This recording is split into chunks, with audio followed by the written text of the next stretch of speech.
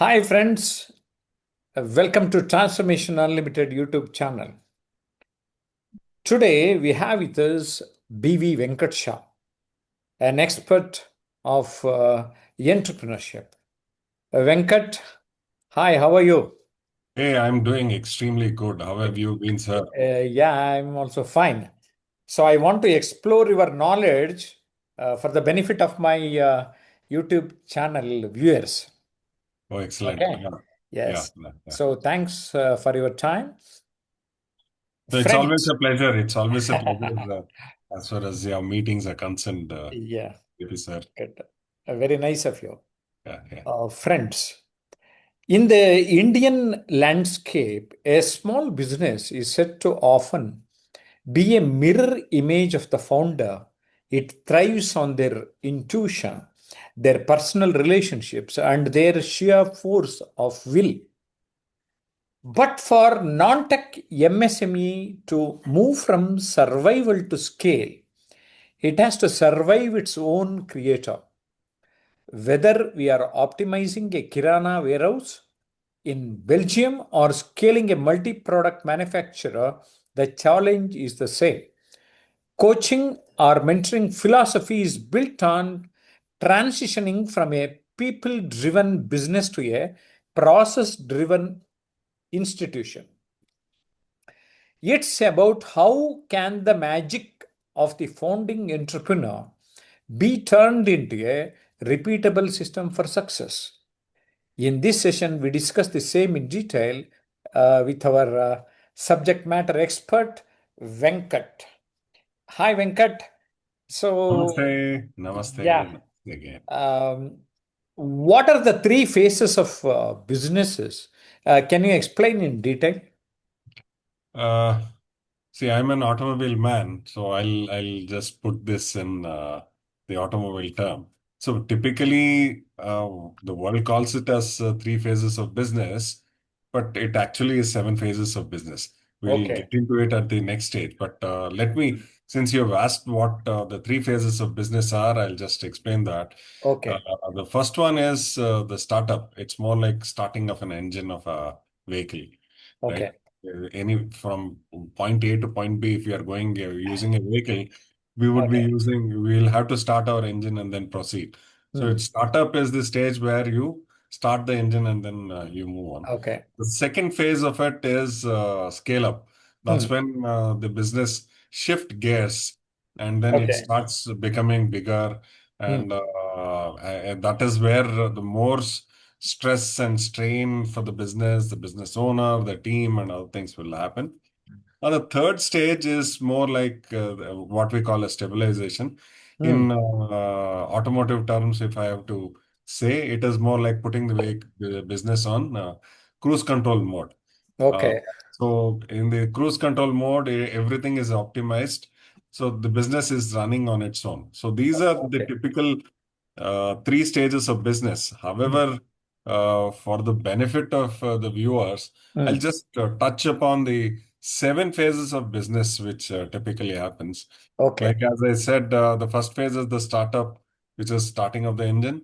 The second phase, actually, which is hidden, is the struggle phase where businesses try to find a rhythm where they can go through a smooth. They have lot of multiple issues, right from finding clients to finding employees to have that fit between the customer and the product that they want to offer, fine tuning of products plus the legal compliances and other things. That's a struggle stage that every business goes through. The third stage is the survival. Most businesses actually die in the struggle stage. People give up in the struggle stage. But once they cross that, they go through what is called the survival stage, where they start crossing the crowded streets. The vehicle starts moving and it starts going through the crowded streets. The next stage is what we call as the success stage. That is where the charm of the business is found. People tend to understand what it is. The customers accept the proposal, the value proposition that the business is offering. and then they tend to take things forward and then move forward. And the subsequent stage is the scale up, which we discussed earlier. It is like shifting of gears, where things are usual grind, and then the speed at which the business starts moving increases. And the stabilization, as we discussed earlier, is Okay. what is called the cruise control optimized stage and movement. Last but not the least, which people don't discuss Mm. when businesses are being done, is the slide stage, where the business starts to decline, because everything has its shelf life. So the shelf has to be cleaned and renewed, and new products and new stock has to be put in. I come from the analogy of using it in the supermarket, where the stocks have to be replenished. Similarly, the business idea has to be refreshed. Only then it can survive for a longer period of time. Otherwise, they go through the slide and then decline and die. So these are the seven phases of business. So that is where your question, I guess, has been Okay. responded to. Yeah, yeah, yeah, yeah. Great, great. Yeah. In your experience with Indian MSMEs, what Uh, is the biggest cultural barrier you have seen when a founder tries to transition from founder-centric management to professional governance? Well, you hit the question right. Cultural barrier Mm. is it's more emotional. It's more to do with the ego of the owner, Okay. right? And one of the most common thing that we get to hear is the people who work with me don't take care of my customers Mm. like the way I do. This is the most common complaint that most entrepreneurs put across, right? So they say, they think that they have already perfected the business model or the way the business has to be done. And the other challenge is the founder is typically a know-it-all guy who knows ins and outs of the business that they have got into. He would have learnt either from his previous work experience, or he would have learnt the hard way when he has started the business. So Okay. when the scale up stage, when they come to the scale up stage where the gears have to shift, these are people who actually struggle. The business is replicable. The idea is replicable. Okay. It will be in for expansion, but people, just because they say that only I can deliver it the way my customers want, but now my employees cannot, is where the challenge comes, and that's where the ego or the cultural clash, as we call it, as happens. And when we look at it a little deeper, Jayaprakash sir, in this context, it's Okay. very interesting. Why does the owner behave this way, right? Mm. It's not because he's losing the business. Okay. He feels he's losing his identity, right? Oh, oh, He oh. feels the business, he is business and business is himself. Mm. And just in case he delegates it, he feels that the identity is lost, right? And that's when the problem comes in, when he starts doing everything all by himself, Okay. not trusting the people down the line that he has employed. He starts taking control of the business. He becomes the power center of the business, and they always say no one does things better than me. That ego starts coming in and it starts hurting. Okay. When we look at it in a little more detail, it is more like the feeling which is hidden inside the founder's mind or the owner's mind is more like you have a baby, you have to give the baby away, right? Mhm. Okay. You Okay. always have the baby, you want it to hold it to your chest. But Okay. the moment you have to give the baby away, you don't feel like giving it because you are emotionally attached. So that is where the owner-centric businesses start struggling, and they are unable to professionalize. Oh, This is very common with founders who are basically superstars. Okay. People who are extremely good at whatever they are doing, and then they have started the business. They can't hand over the business down the lane and then get things moving and scale up and become bigger in scale. So they suddenly feel that the control is being lost, so they start scaling down. It is more like whatever they can hold and grasp is what they keep. The rest they start giving up. Right. I mean, I would not say it is right or whether it is right or wrong. There are businesses who are absolutely specialized in Hmm. doing certain things, and that requires a smaller scale because the owner also wants that to be done only that way, and they are successful in that. That's not a problem at Okay. all. Okay.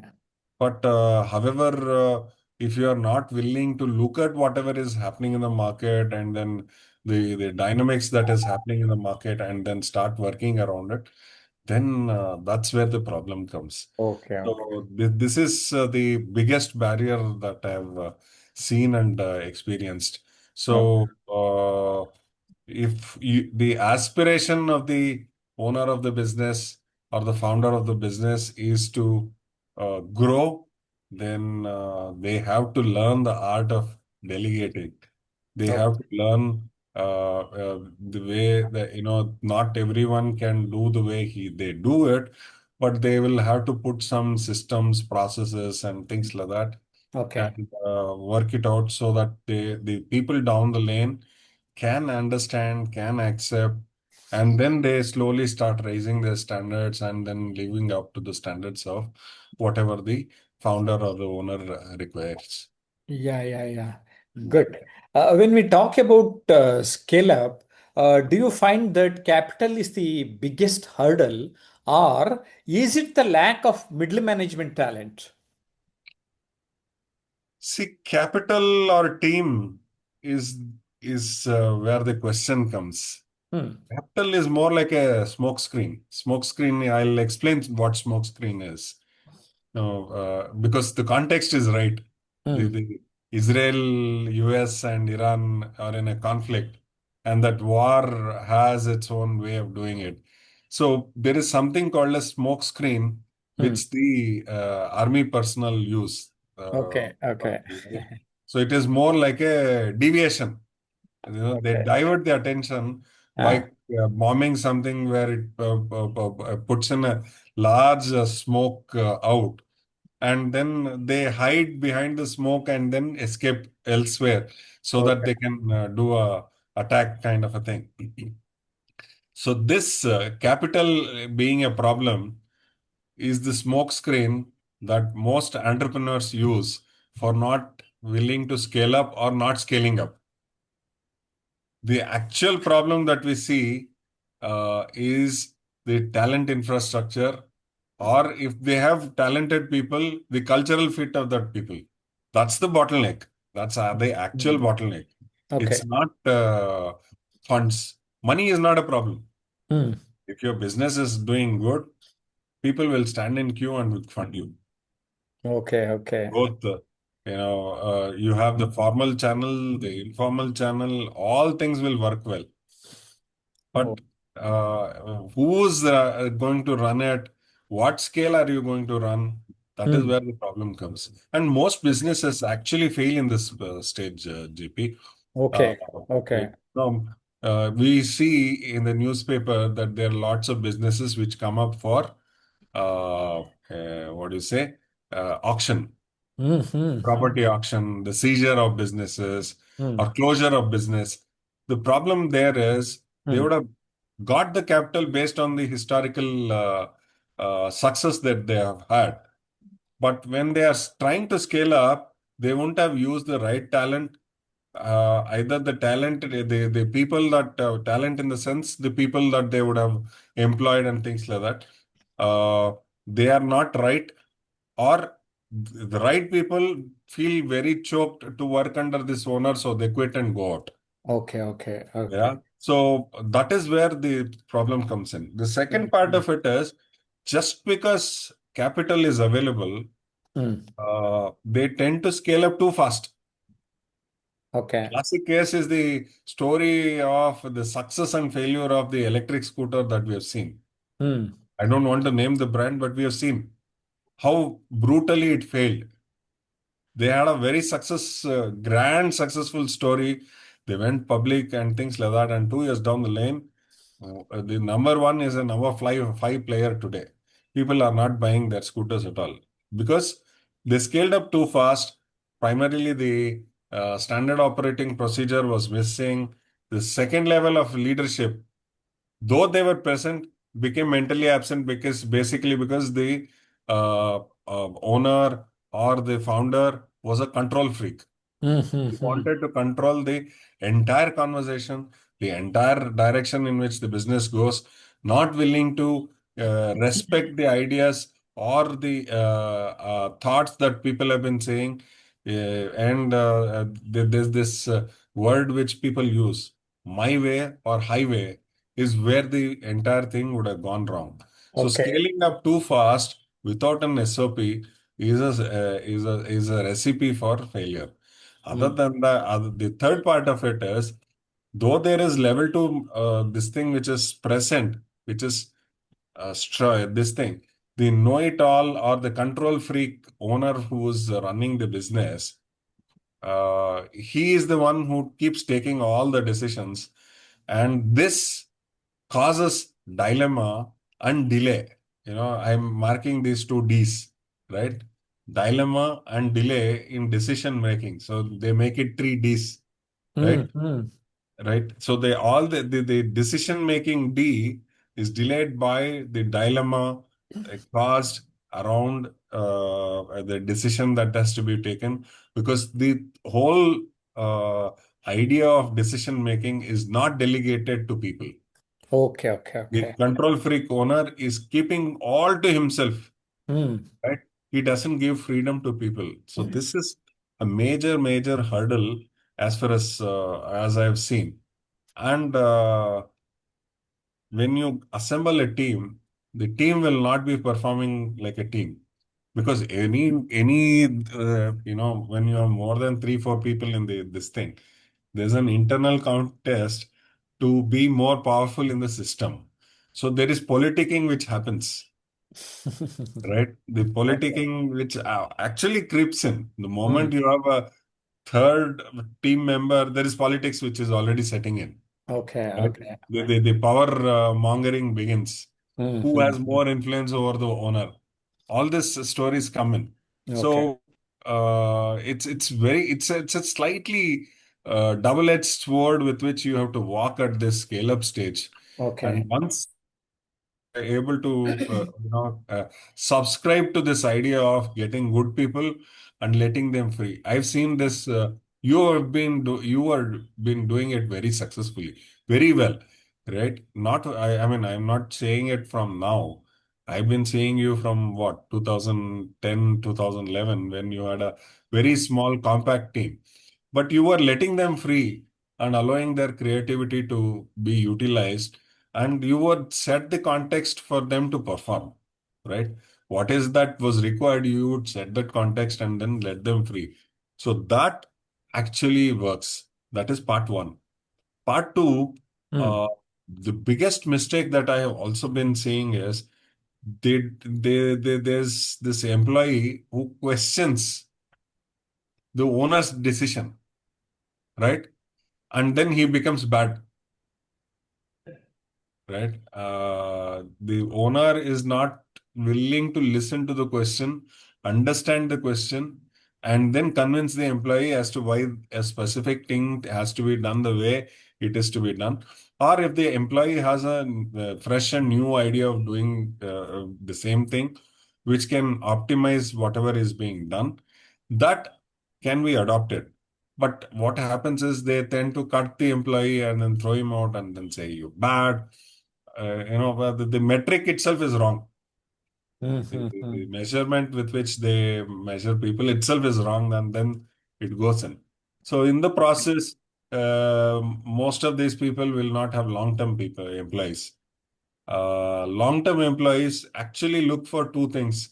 One is stability. The second one is status. Status may not be in the form of money, but in the name of designation, in the size of team that they would be handling and other things. Stability is basically the money that they are earning. Is it stable? Is the pay being paid on time? Is it at par with the market? Many a times I've seen just because of stability, people stay in a company even if they are underpaid. Oh, Extremely good yes. people. Yeah, Underpaid. I've seen a lot of such cases also. Very true, very true. So Mm. though it is underpaid, people actually stay in that system because there is stability there, Correct, right? correct. So Yes. this is something that has to be looked into and then done. Okay. One way of building the team is having an internal meeting on a regular basis. We have seen, we've been witness to a few, not few, multiple number of meetings in small MSME sectors and things like that. The meeting has no agenda. Mm. There's no agenda set. No one comes to the meeting prepared. Okay. And they would have spent about 2 3 hours discussing things. The politicking happens, blaming each other for some or the other nonsense. But at the end of the meeting, what is it that comes out? The date for the next meeting is fixed. So the importance of agenda, stick to the points, stick Correct. to the rules, Correct. disciplined meetings. So all such information you have given. How do you see the shift toward systematic adoption impacting the stabilization phase for traditional businesses? I'll just go one step back before I answer this question. Okay, okay, I'll just give you a case of okay, what happened when we took up consulting for a business, a family business actually. okay, Uh, and This was into, they were more into stocking of items and then selling it, okay. right? And the entire this thing, we were very surprised. This is a Hmm. very large sized business. They do about 25, 26 crores per Okay, annum okay, okay. on that particular vertical of business, Hmm. right? The ordering, Jayaprakash, in the IT era Hmm. is on gut feeling, right?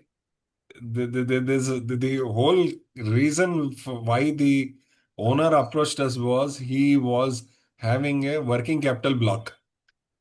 Okay. He did not know. He says at the end of the month, I am struggling even to pay the GST. I have business, I have stocks, I have customers, but I have no cash flow. Cash is not there in the bank. Can you help us? This was the case, right? When we looked at and then went a little bit down, the ordering was wrong.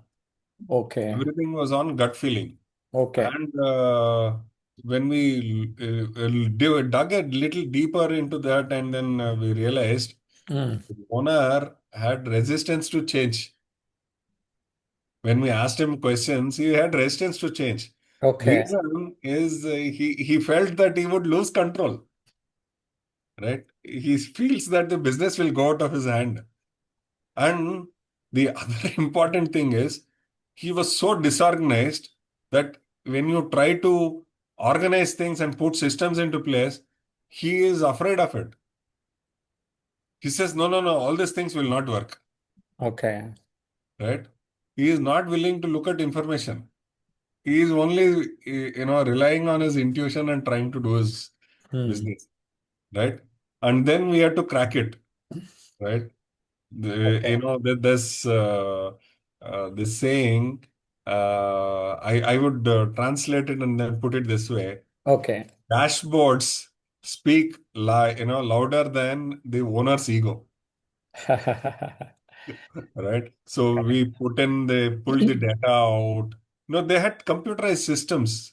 They Okay. had computerized systems because when you're running a 24, 25 crore annual revenue business, you need the computerization because you have tax compliances, all other things that are being happening.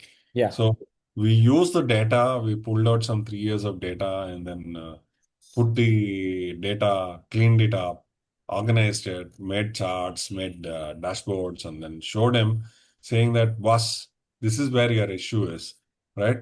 So it is more like what we call in Kannada, ಕನ್ನಡಿನಲ್ಲಿ ಅಂಗೈ ಗಾಯ ನೋಡ್ಸೋದು ಅಂತ. We had to use a dashboard to show him his injury on the palm that or the problem that he had in his hand, right? Okay, okay, And this actually changed the way he looked at it. So the invisible losses that he was that were happening became visible. And then we did not decide to rapidly change things because the owner is resistant to change, right? He's not willing to change. So we started focusing on high impact area. So we looked up at the one of the high impact area for this case. In this particular case, is the working capital was blocked. He did not have cash at the end of the month to pay up and things like that. hmm. So that we started working on it as to two folds. One, we improved his collection. Uh, yeah, and this turnover was being achieved at lower margins. Then we said Okay. it's nonsense. Hmm.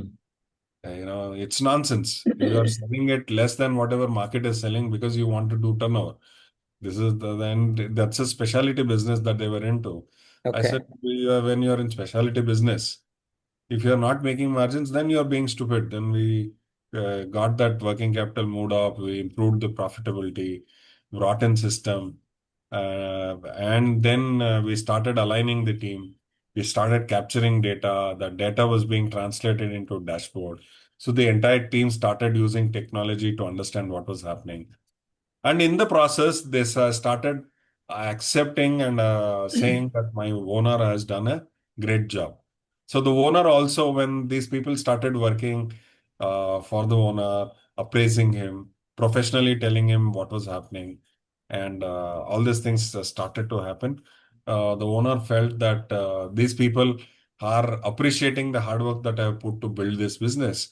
And then the transition started to happen. The next generation was able to come in more comfortably and then take it up. So the result that we actually achieved at the end of seventh month was dead stock was reduced by 30%. So we brought in operational Okay. efficiency. Okay. Working capital got released. So that was the biggest financial impact that happened because we had sharpened the collections. There were incentives being paid, but the incentive had no metrics. Okay. So we said, this is the metric that we have to bring in. Hmm. When do we book profit? All these things had to be pushed and put into a system which was understandable both by the owner as well as the team that was working in. Then this brought in some financial, we brought in some discipline, which brought in some financial impact. And then what was owner driven or person driven business became a process driven business, which became a strategic move. We are Oh, very confident that they would achieve about 45, 50 crores, maybe oh, 2, 3 years down the lane with the same current working capital that they have deployed and done. So it's a very interesting case.